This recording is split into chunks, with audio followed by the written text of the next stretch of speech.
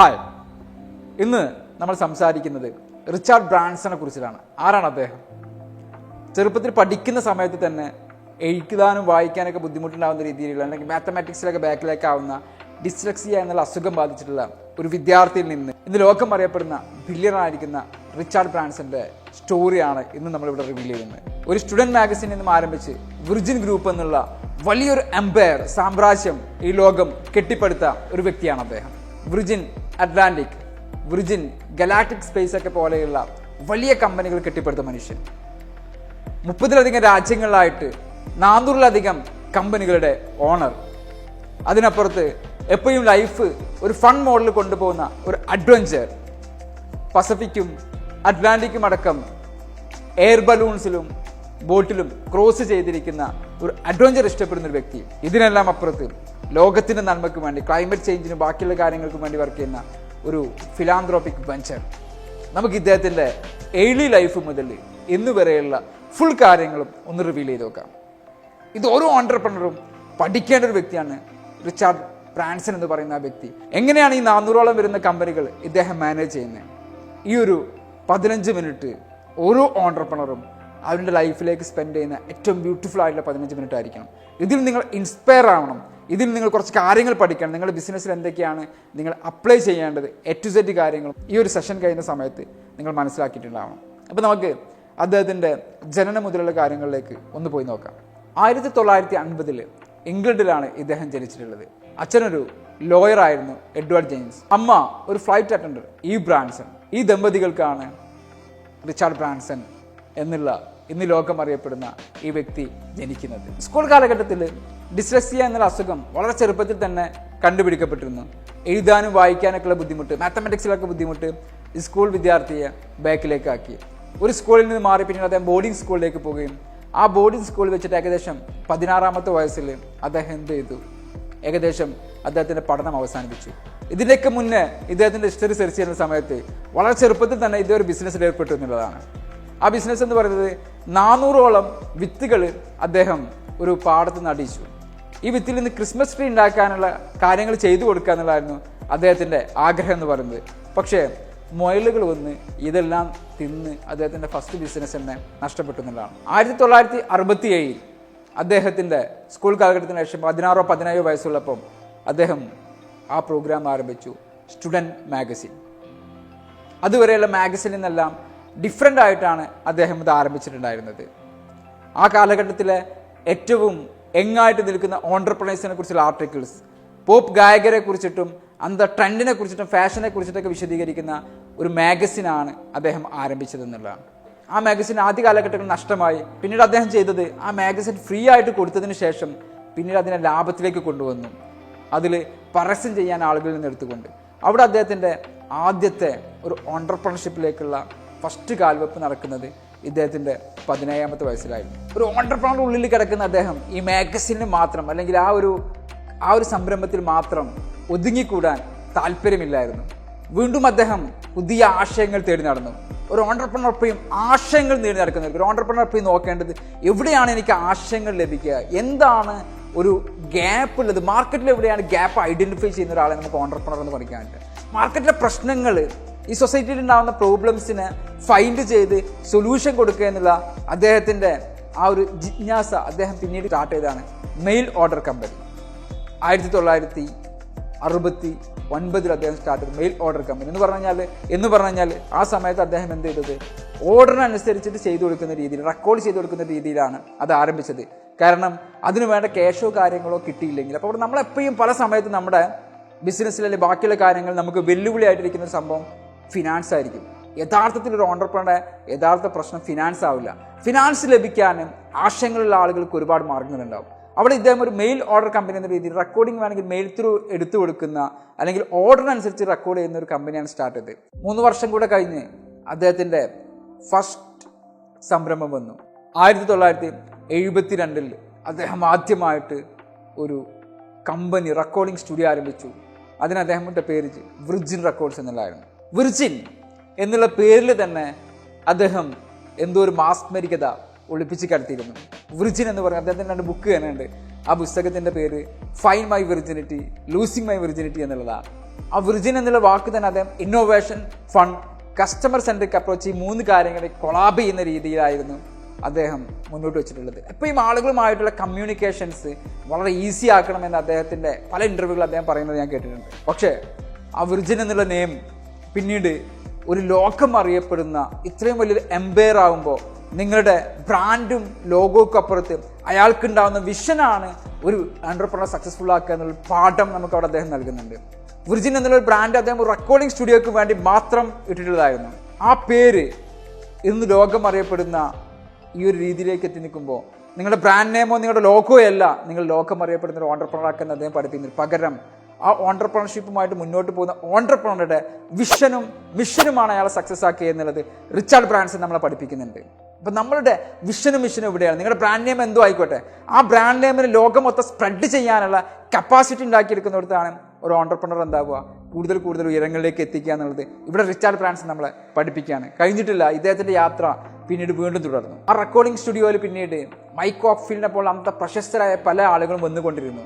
അദ്ദേഹത്തിൻ്റെ വലതും ഇടതും ഓരോ ആളുകളും കോൺട്രാക്ട് ചെയ്തുകൊണ്ടിരുന്നു.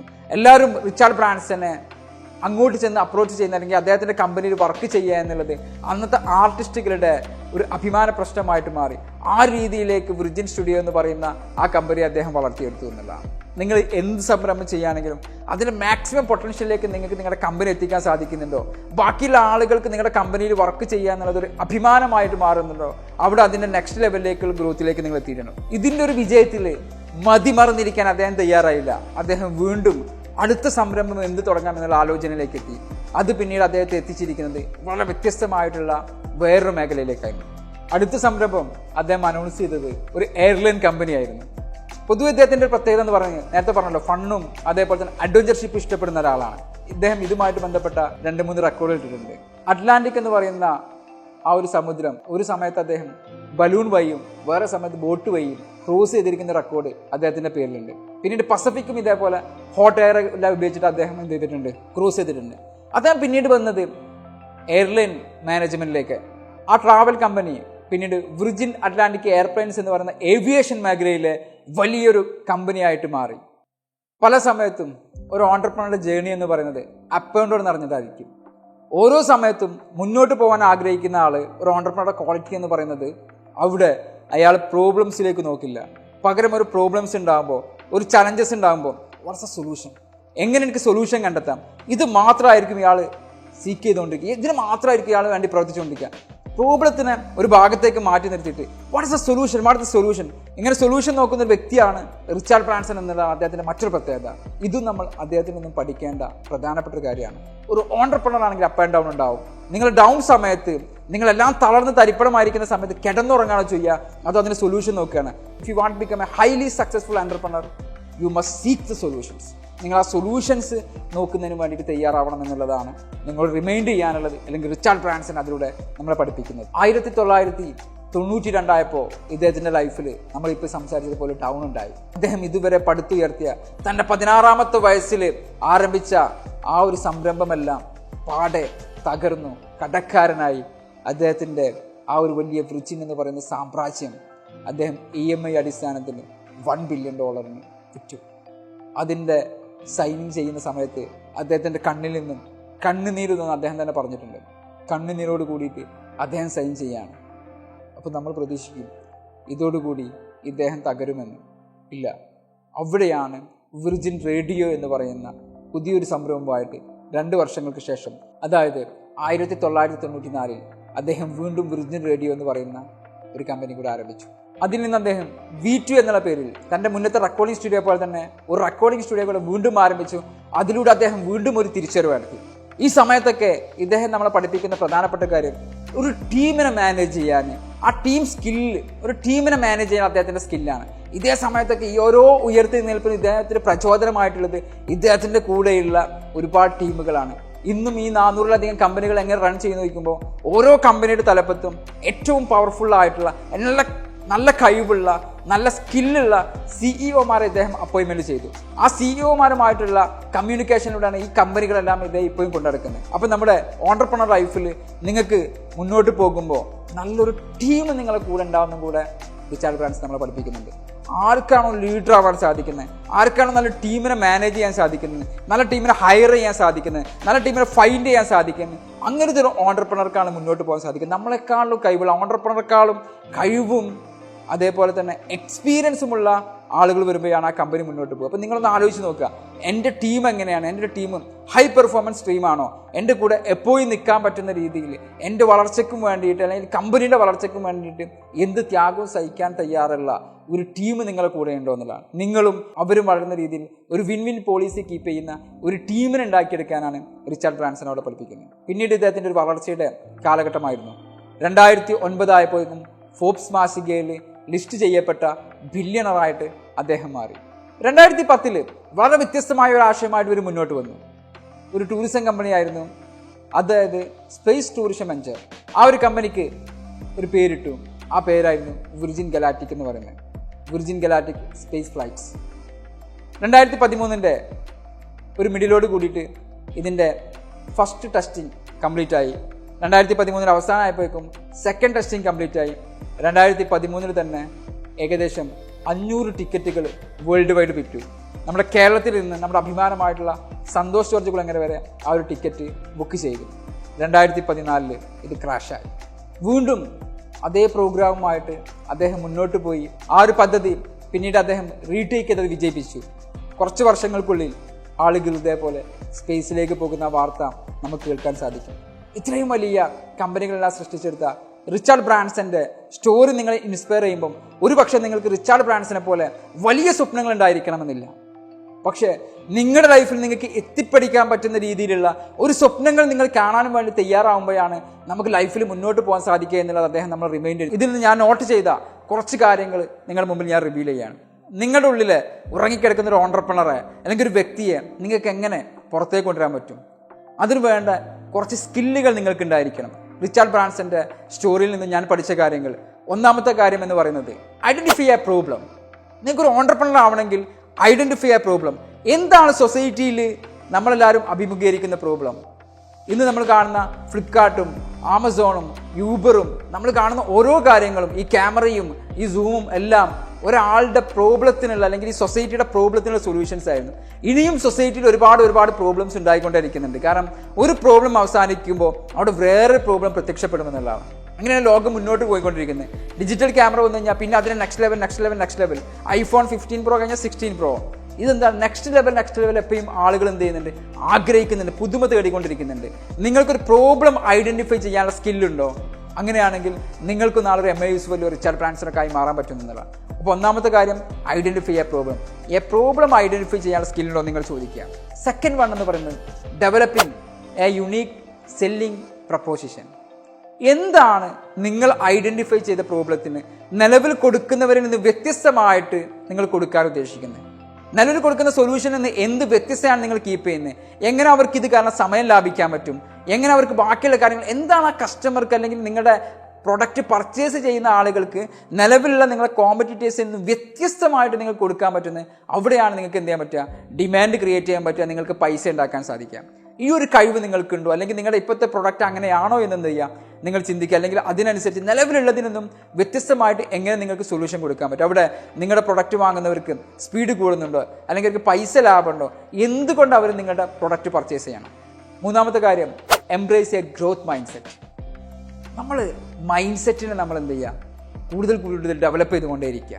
പുതിയ പുസ്തകങ്ങൾ വായിച്ചിട്ടും വീഡിയോസ് കണ്ടിട്ടും ആളുകളുമായിട്ട് ഇൻ്റർവ്യൂ ചെയ്തിട്ടും വലിയ ബിസിനസ് ചെയ്ത ആളുകളെ പോയി പരിചയപ്പെട്ടിട്ടും നെറ്റ്വർക്കിംഗ് ചെയ്തിട്ടൊക്കെ നമ്മളെപ്പോഴും നമ്മുടെ മൈൻഡിനെ എങ്ങനെ ഡെവലപ്പ് ചെയ്തുകൊണ്ട് മിസ്റ്റേക്കുകൾക്ക് റെഡി ആയിരിക്കുക. ഒരു മിസ്റ്റേക്കും നിങ്ങളുടെ ജീവിതത്തിൽ സംഭവിക്കുന്നില്ലെങ്കിൽ നിങ്ങൾ കാര്യമായിട്ടൊന്നും ചെയ്യുന്നില്ല എന്നുള്ളതാണ്. മിസ്റ്റേക്കുകൾ സംഭവിക്കട്ടെ, അവിടുന്നാണ് റിച്ചാർഡ് ബ്രാൻസൺ ഡെവലപ്പായിട്ട് വന്നിട്ട് ഈ ഓരോ ആശയങ്ങളുമായിട്ട് നമ്മുടെ മുന്നിലേക്ക് വരുമ്പോൾ ഇന്ന് ഈ സ്പേസ് ടൂറിസം എന്നൊക്കെ പറയുമ്പോൾ അദ്ദേഹത്തിനെ പരിഹസിച്ചവരുണ്ടായിരുന്നു. പക്ഷേ ഇന്ന് അദ്ദേഹം യാഥാർത്ഥ്യമാക്കി. ഇങ്ങനെ യാഥാർത്ഥ്യമാക്കുന്നതിന് വഴി നിങ്ങൾ എന്ത് ചെയ്യുക, മിസ്റ്റേക്ക് ചെയ്യാൻ തയ്യാറാവും. അതിനനുസരിച്ച് നമ്മുടെ മൈൻഡ് സെറ്റിനെ നമ്മൾ എന്ത് ചെയ്യുക, ആൾട്ടർ ചെയ്യുക. Mistake is part of life. തെറ്റുകൾ എന്ന് പറയുന്നത് നമ്മുടെ ജീവിതത്തിൽ സംഭവിക്കും. പക്ഷേ അതിൽ നിന്നൊക്കെ നമ്മൾ പഠിക്കാനും പാഠം ഉൾക്കൊള്ളാനും ഇമ്പ്രൂവ്മെൻറ്റിനും വേണ്ടി അത് ഉപയോഗിക്കാനും നിങ്ങൾ തയ്യാറാവുക എന്നുള്ളതാണ്. നാലാമത്തെ പോയിന്റ്, ടേക്ക് ആക്ഷൻസ്. 16-ാമത്തെ വയസ്സിൽ ഒരു മാഗസിനുമായിട്ട് തുടങ്ങിയിരിക്കുന്ന റിച്ചാർഡ് ബ്രാൻസൺ ഇന്ന് വിർജിൻ ഗലാക്റ്റിക്സ് പോലുള്ള വലിയൊരു കമ്പനി തുടങ്ങി സ്പേസിലേക്ക് ആളുകളെ പറഞ്ഞയക്കുമ്പോൾ ടേക്ക് ആക്ഷൻസ്, നിങ്ങൾ പെർഫെക്റ്റ് മൊമെൻറ്റിന് വേണ്ടിയിട്ട് വെയിറ്റ് ചെയ്ത് don't wait for perfect moment. നിങ്ങൾക്ക് ഇപ്പോൾ എന്താണുള്ളത് അത് വെച്ച് നിങ്ങൾക്കറിയുന്ന ചെറിയ ചെറിയ സ്റ്റെപ്പുകൾ എടുക്കുക.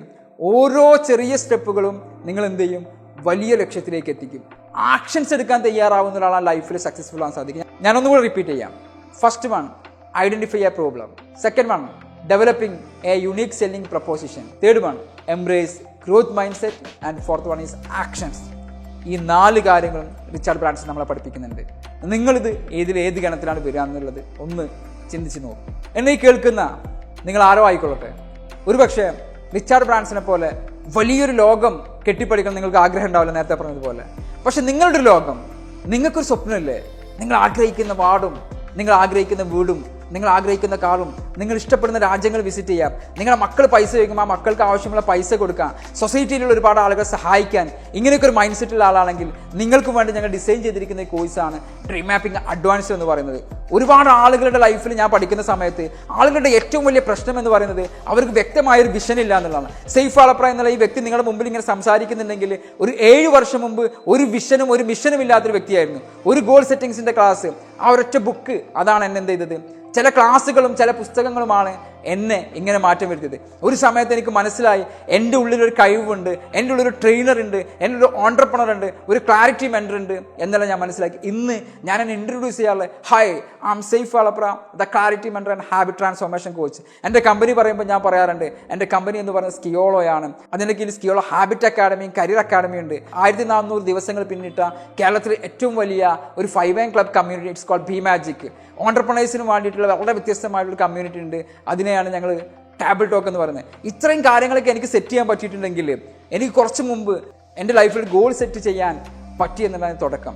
നിങ്ങളെ ഞാൻ തയ്യാറാണ് ഇതേപോലെ ഗോൾ സെറ്റ് ചെയ്ത് നിങ്ങളുടെ ലക്ഷ്യത്തിലേക്ക് എത്തുന്നതിന് വേണ്ടിയിട്ട്. അതിനുവേണ്ടി ഞങ്ങൾ 2 രീതിയിൽ കോഴ്സ് ഡിസൈൻ ചെയ്തു. അതിൻ്റെ ഡ്യൂറേഷൻ ഒന്ന് 7 ഡേയ്സും ഒന്ന് 30 ഡേയ്സുമാണ്. ഒരു 30 ഡേയ്സൊക്കെ നിങ്ങൾക്ക് വേണ്ടിയിട്ട് ഇൻവെസ്റ്റ് ചെയ്യാനോ കുറച്ച് സമയം മാറ്റി വെക്കാൻ തയ്യാറുണ്ടെങ്കിൽ നിങ്ങളുടെ ലൈഫ് ചേഞ്ച് ആവുമെന്ന് എനിക്ക് ഗ്യാരണ്ടി പറയാൻ പറ്റും. ഞങ്ങൾ പഠിപ്പിക്കുന്ന കാര്യങ്ങൾ സ്മാർട്ടായിട്ട് എങ്ങനെ ഗോൾ സെറ്റ് ചെയ്യാം, എങ്ങനെയാണ് ഒരു സ്മാർട്ടായിട്ട് ഗോൾ സെറ്റ് ചെയ്യാൻ പറ്റുക. ചുമ്മാ എൻ്റെ ലൈഫിൽ എനിക്ക് ഗോൾ ഉണ്ടെന്ന് പറഞ്ഞാൽ പോരാ, അത് അച്ചീവ് ചെയ്യണമെങ്കിൽ അതിന് സിസ്റ്റം സെറ്റ് ചെയ്യാൻ അറിയണം, അതിന് ആക്ഷൻ പ്ലാൻ ഉണ്ടാക്കാൻ അറിയണം, അതിന് സ്ട്രാറ്റജി ഉണ്ടാക്കാൻ അറിയണം. എങ്ങനെ ഈ സ്ട്രാറ്റജിയും കാര്യങ്ങളൊക്കെ ഉണ്ടാക്കുക, ഇത് മാത്രം പോരാ, ഇതൊരു അക്കൗണ്ടബിലിറ്റി സിസ്റ്റം, ഇത് നോക്കുന്നതിനൊരു സിസ്റ്റം വേണം, ഇത് നോക്കാൻ ചില ആളുകൾ വേണം. നിങ്ങൾ സ്റ്റക്ക് ആകുമ്പോൾ നിങ്ങൾ മുന്നോട്ട് വലിക്കാനും ബാക്കിൽ നിന്ന് പുഷ് ചെയ്യാനും ഉള്ള സിസ്റ്റം നമ്മൾക്ക് ക്രിയേറ്റ് ചെയ്യണം. ഇതിനെല്ലാം ഞങ്ങൾ നിങ്ങളെ സഹായിക്കും. ഈ സ്മാർട്ട് ഗോളുകൾക്ക് അനുസരിച്ചിട്ട് നിങ്ങളെ ബോധ്യപ്പെടുത്തുന്ന രീതിയിലുള്ള ഒരു വിഷൻ ബോർഡ് എന്ന് പറയുന്ന ലോകം കണ്ടിട്ടുള്ള ഏറ്റവും വലിയൊരു അത്ഭുതം നിങ്ങളെ പഠിപ്പിക്കും. നിങ്ങളുടെ ഗോളുകൾ പലതും നിങ്ങൾ സെറ്റ് ചെയ്യും, നിങ്ങൾ ഡയറിയിൽ എഴുതി വെക്കും, പക്ഷേ ഒരു ദിവസമോ 2 ദിവസം കഴിയുമ്പോൾ നിങ്ങൾ മറന്നു പോകും. അതിന് ബദലായിട്ട് നിങ്ങൾ റിമൈൻഡ് ചെയ്യുന്ന നിങ്ങളുടെ മൊബൈലിൻ്റെ വാൾപേപ്പറും നിങ്ങളുടെ ലാപ്ടോപ്പിൻ്റെ വാൾപേപ്പറും നിങ്ങളുടെ ബെഡ്റൂമിലും നിങ്ങളുടെ ഓഫീസിലൊക്കെ വെക്കാൻ പറ്റുന്ന രീതിയിലുള്ള വിഷൻ ബോർഡ്സ് ഞങ്ങൾ ക്രിയേറ്റ് ചെയ്ത് തരും. ലോകത്തിലെ തന്നെ ഏറ്റവും വലിയ കൾച്ചർ എന്നറിയപ്പെടുന്ന സക്സസ്ഫുൾ ആയിട്ടുള്ള റിച്ചാർഡ് ബ്രാൻസനെ പോലെയുള്ള ആളുകൾ, ഇലോൺ മസ്കിനെ പോലെയുള്ള ആളുകൾ, MI യൂസുഫലിയെയും മമ്മൂട്ടിയെയും പോലെയുള്ള ആളുകളൊക്കെ കീപ്പ് ചെയ്ത് പോരുന്ന വളരെ മാന്ത്രികമായിട്ടൊരു ഫോർമുലയുണ്ട്, സേവേഴ്സ് എന്ന് പറയുന്ന ഫോർമുല. നിങ്ങളുടെ ലൈഫ് നെക്സ്റ്റ് ലെവലിലേക്ക് കൊണ്ടുപോകുന്ന ലോകം തെളിയിച്ച ആ സേവേഴ്സ് എന്ന് പറയുന്ന ഫോർമുല ഞങ്ങൾ ഇംപ്ലിമെൻറ്റ് ചെയ്യാനും വേണ്ടിയിട്ട് സഹായിക്കും. നോളജ് അല്ല പ്രധാനം. ഞാൻ എപ്പോഴും പറയാറുണ്ട്, knowing is equal to not doing. അറിയുക എന്നുള്ളതിലല്ല പ്രധാനം, ചെയ്യുക എന്നുള്ളതിലാണ്. ഞങ്ങളുടെ സ്ലോഗൻ എന്ന് പറയുന്നത്, മാറേണ്ടത് നിങ്ങളല്ല, നിങ്ങളുടെ ശീലങ്ങളാണ്. മാറ്റാനാണ് നിങ്ങൾ. ശീലങ്ങൾ മാറുമ്പോഴാണ് നിങ്ങളുടെ ഉള്ളിലുള്ള പേഴ്സണാലിറ്റി ചേഞ്ചസ് ആവുക. അങ്ങനെ ചേഞ്ചസ് ആയിട്ട് ഒരു നല്ല ലൈഫ് ആഗ്രഹിക്കുന്ന വ്യക്തികളാണെങ്കിൽ ഈ നമ്പറിൽ ഇപ്പോൾ തന്നെ കോൺടാക്ട് ചെയ്യുക. ഡ്രീം മാപ്പിംഗ് എന്ന് പറയുന്ന ഞങ്ങൾ ആ കോഴ്സിനെ കുറിച്ച് കൂടുതൽ അറിയുക, ആ കോഴ്സിൽ ജോയിൻ ചെയ്യുക, ലൈഫ് വളരെ നല്ല രീതിയിൽ മുന്നോട്ട് കൊണ്ടുപോകുക. Thank you for watching.